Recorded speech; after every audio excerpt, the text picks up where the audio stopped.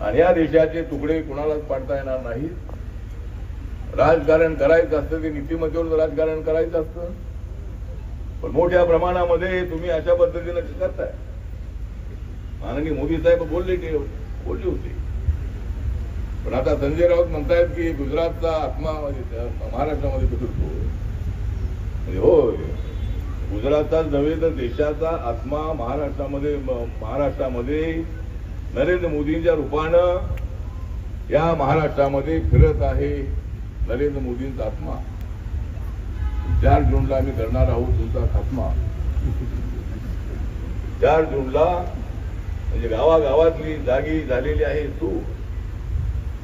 म्हणूनच नरेंद्र मोदी जिंकणार आहे 4 जून. 4 जूनला देशाच्या कानाकोपऱ्यामध्ये प्रचंड चांगलं वातावरण आहे. महाराष्ट्रामध्ये पवार साहेब आमचे चांगले आदरणीय नेते आहेत. उद्धव ठाकरे साहेब हे सुद्धा चांगले नेते आहेत. मला उद्धवजी म्हणत होते त्यावेळेला भाजप आणि शिवसेनेमध्ये विधानसभेमध्ये फूट झाली होती. 2014च्या निवडणुकीमध्ये बीजेपी आणि शिवसेना वेगळी लढली होती. त्यावेळेला उद्धवजीने मला बोलावलं होतं मातोश्रीवरती. उद्धवजी मला म्हणाले होते की रामदासजी तुम्ही आमच्यासोबत या.